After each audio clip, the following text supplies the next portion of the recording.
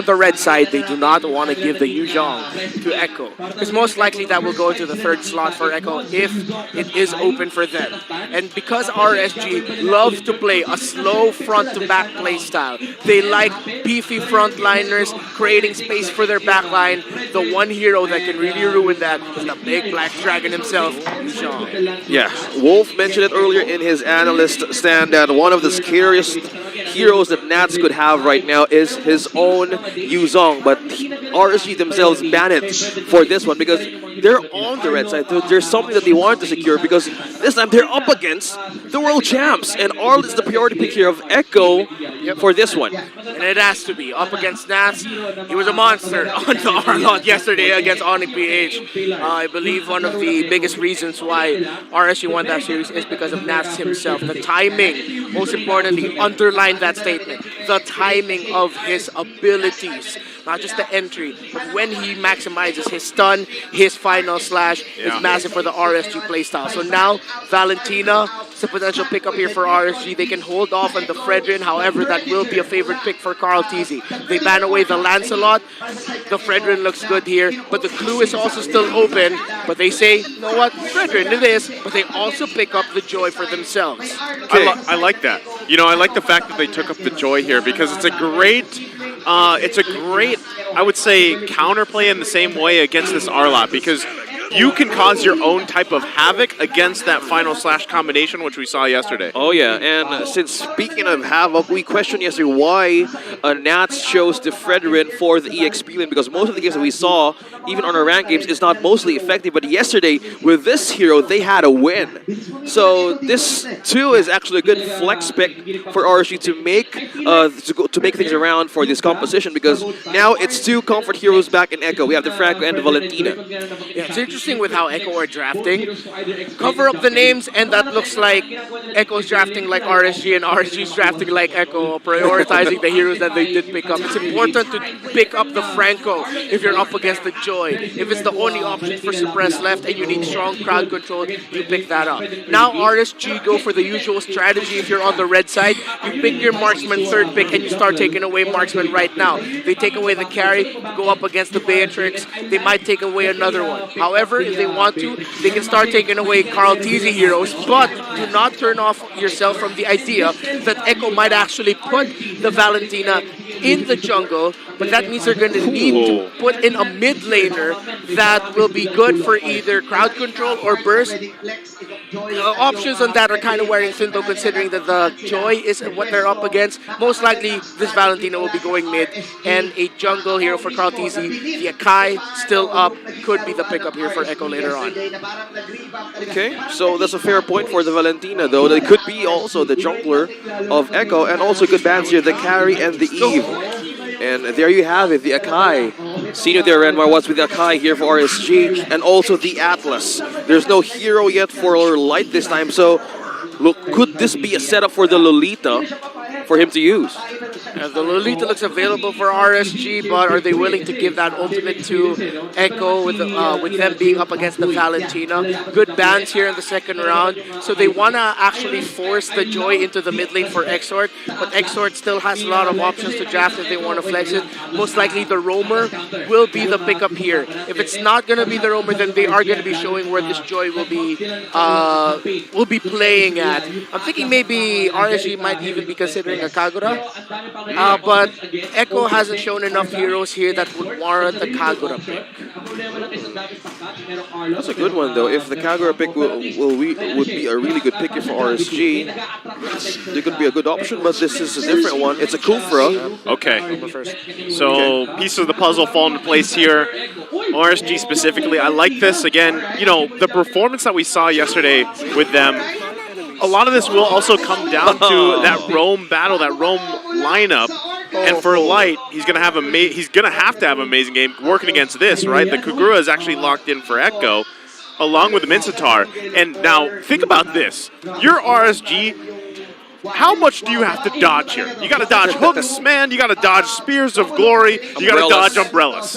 Yeah, and they read it. Echo actually decided to go for the switch because of the lineup that they drafted. This will use their gold lane. That's a gold lane Mincetar. Oh, really? That's a For gold lane Mincetar. Oh, okay. A different choice here, a different flavor for Echo. What universe do we live in right now? And of course, it's gonna be a glue pickup. They flex it. It's a jungle joy or an XP lane joy. Look like they're still switching things up. Okay, no, mid lane joy, XP lane glue, jungle Fred, and a gold lane Mincetar for Benny Cutie. Let's go. How is this? I mean, this is the first time we're about to see a gold lane Mincetar by Benny Cutie, and they're not afraid to use it. You know, that's why when you guys were talking about like possible marksman pick, you know, options, gold lane options, it's the thing, like Benny Cutie, you never know, right? Because he does like to opt sometimes for those magic dealers. There's a whole lot of prediction there for Echo, by the way. But, you know, the fact that he's bringing this Mincetar now to the gold lane, that's actually going to be super interesting to see how it works out. How does it play? Because once again, even if you don't have an amazing game in the gold lane, the utility there for the Mincetar is obviously still going to be high value, right? So, again, work cut out here for RSG, dodging everything that they have to against this lineup. That's crazy. We understand that Mincetar benefits from attack speed items. They're up against a Glue, Kufra, Fredrin. The damage, will they have enough of it? Long sustained team fights doesn't sound like an Echo Plus, but we'll see. Once we head into this, what this gold lane Mincetar will look like going into this series. I did not expect this will be the hero matchup we'll see in the gold lane between Benny Cutie and Eman. Look at this. Speaking of possibilities, it's happening. kyletzy on the Valentina. Yeah, Valentina jungle. The thing that really sticks out to me though is Master Assassin Emblem Mincetar too. You know, like dry. How to find the lockdowns here and maybe snowball. You know, that's what you're going to be shooting for. So think about just the one-on-one matchup with Emon and Benny Cutie, how that plays out here. Yeah, but just looking how the mechanic works with Beatrix and up against. Oh, look at that. Almost low HP. And Benny Cutie says, go back to base and refill back your HP. Yeah, Emma is not going to be going back though. He'll be able to survive a little bit more there.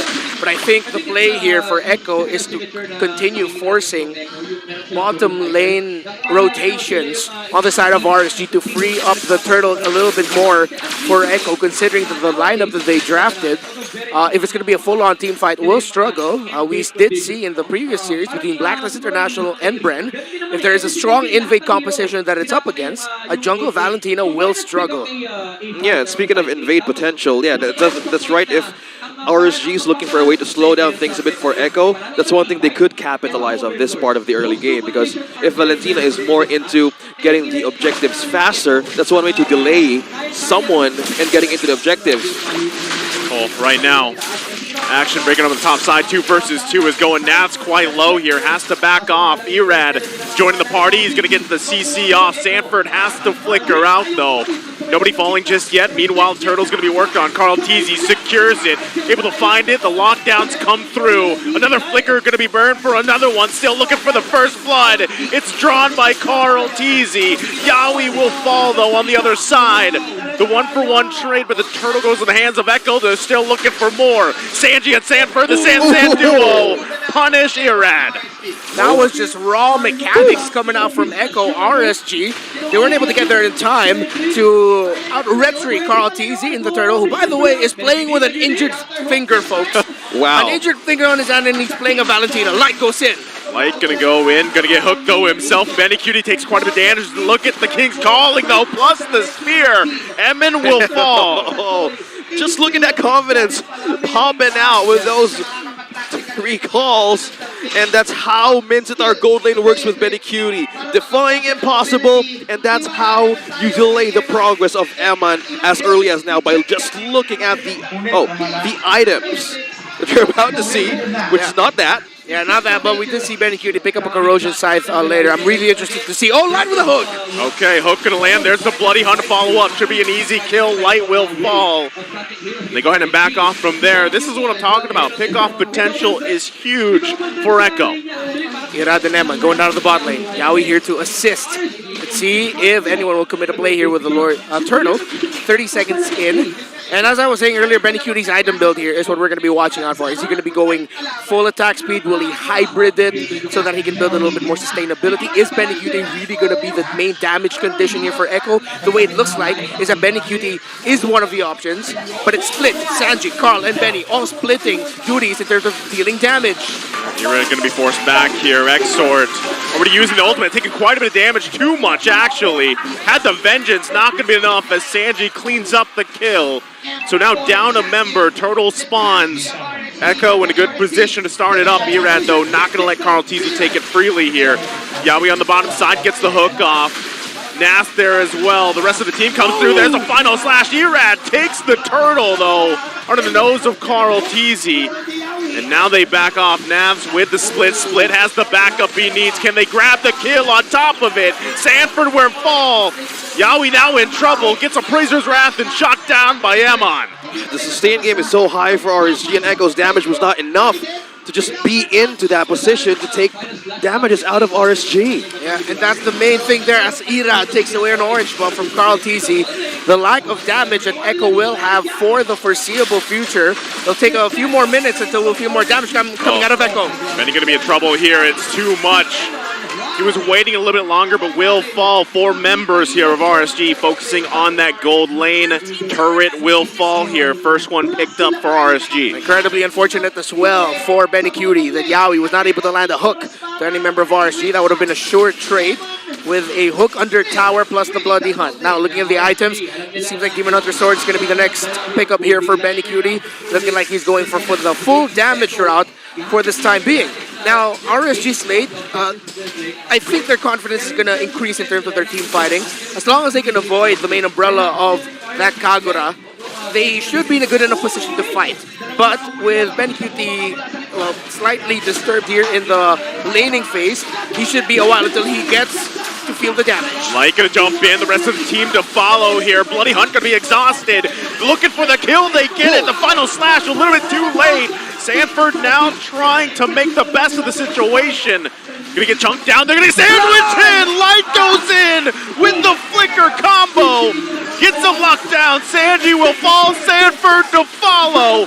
In just a couple hits, he goes down top side in a massive play from RSG. And just as that, the Raiders has taken the tower up top, and that's Echo responding to all of the crumbs that they're following up against the Raiders. kyletzy, Benny Cutie, and Yawi will be able to contest this turtle. A great play by RSG, we just mentioned it. RSG felt it, the lack of damage on the side of Echo, so they decided to call a beautiful play.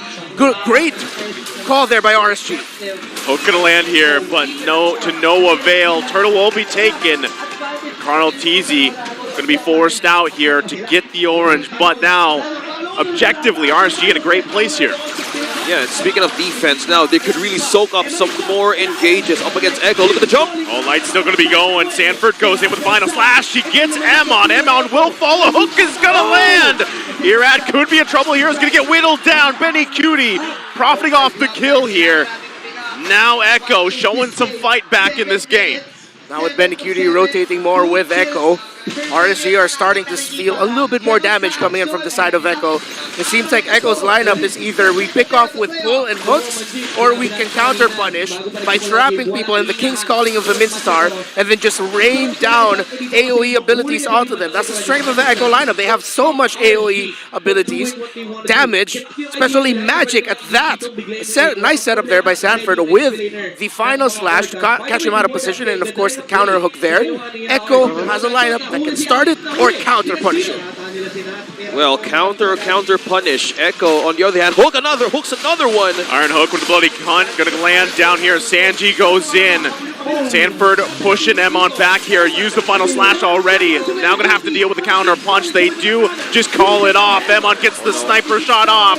Still gonna be looking for more. Light has to flicker out. Can they get the kill off of it? Benny Cutie gets that one. Yawi gonna be in trouble, a hit away, but the kill is not there.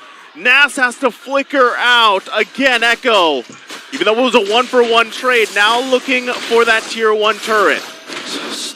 Nats still managed to live another team fight, But the moment he had the grab for the side of Echo, that was one thing that we're trying to play it. Sustain is the name of the game for RSG. And the damage right now for Echo is really not showing with the lead right now. It's not too far, but the score is almost like from 8-8. And you saw it there, the Echo lineup split the team fight in your favor, so Benny Cutie can dive the back line onto Eman. And since when he is in that spear, I call it the spear poke form, he reduces damage coming to him from the front, which means a little bit less damage coming from Eman and more damage onto Eman himself. Gonna have to fight for this. Light gonna find two here. Erad secures the Lord there. Now they're gonna win the battle here, forcing them out. Sanji's gonna fall. Who's next? Benny Cutie, though, still able to get a kill before he falls down. Sanford's in trouble. Erad profiting another one. RSG is just unstoppable at this point. Too much CC, bros. That is just too much knockups. The crowd control, the damage, the sustain that RSG has. They are outliving and outgunning Echo right now. Exort has the highest KDA in a game this season with 7-1-16 versus Onic. That was yesterday in game number 3. And now Exort coming up big here as the Joy. It seems like RSG says, okay, Echo wants to trap all of us inside the King's Calling. Let's all just fight under the King's Calling. We have a Joy with us who will dish out a great amount of damage around the other members of Echo. Well, 3 Molten Essence and a Dominance Ice. That's how you can really soak up being in the middle of an ultimate of a Mincitar. So right now, what Echo could do is just completely divide RSG's strength as they go into team fights. And this is one problem, though, that they need to answer. Who do you target here? If you're RSG, either Eman, well, Eman or ER, but they can actually sustain everything at this point in time. Yeah, again, we mentioned extended team fights aren't the bread and butter here of Echo. RSG do that very well when they get to conserve the abilities. So it'll boil down to the point now of Echo just finding a good pickoff and trying to build out of that. Well, that's the funny thing is, like, their lineup is literally pickoff. Yeah. Like that, you know, that's kind of your, just it. What's our A, B, C, and D plan? Pickoff. Yeah. Right? Because that's kind of what they have. And if they don't, yes, they have great counterpunch, like you mentioned earlier, Renmar, but right now, RSG is actually doing a great job playing around that. Even at times where, when those full-on team fights happen, RSG's able to pull out on top of it. Now, if Emon goes down, if somehow he's taken care of quickly, or if one of those pickoffs abilities land, whether it's the spear, the hook, or anything else, then they lose a huge amount of the firepower. So that's the biggest thing that Echo has to do is, how do we get to Emon? They've done it a couple of times already.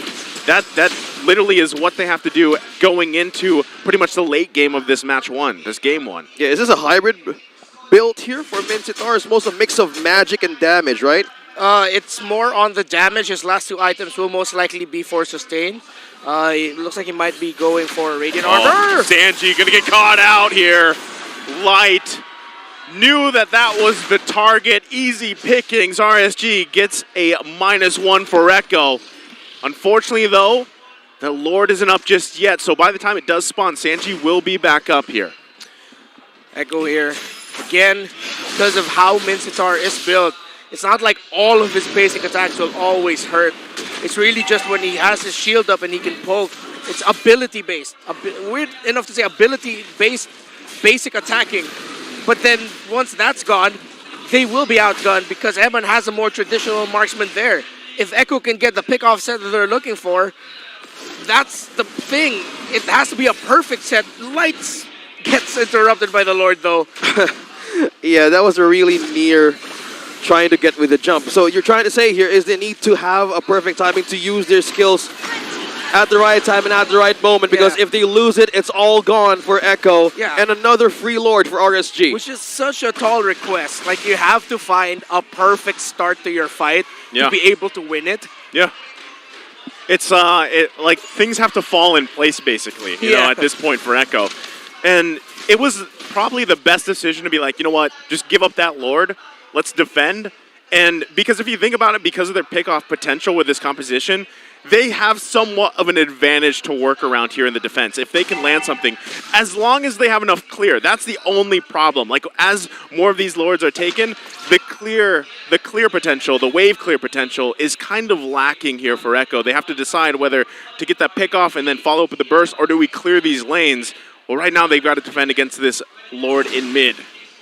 Okay, Rose Gold Meteor for Emon here. just to give enough shield for the burst of that Kagura. Meanwhile, that's the Lord. On to 50 HP on that last turret on mid. Yeah, Lord gonna charge up. Irad dashes in there. There's the final slash. The response comes through. They might be looking to end it here. Exort will fall though. Followed by Sanji. Lord finally gonna be worked on, but already the crystal's gonna be half health here. Emon just unleashing on it. The Gonna get base forced back. No minions just yet. A couple hits away. They're still doing it. One hit goes. And RSG will take game number 1. Don't need to do anything too crazy, anything too flashy. They're gonna play a Midget Argonian against us. Well, we're gonna go good old RSG. Game 1 goes to the Raiders. Task Force Eminent. Game number 1. As close as it gets. They have completely take one bite out of the world champions in this best of 5.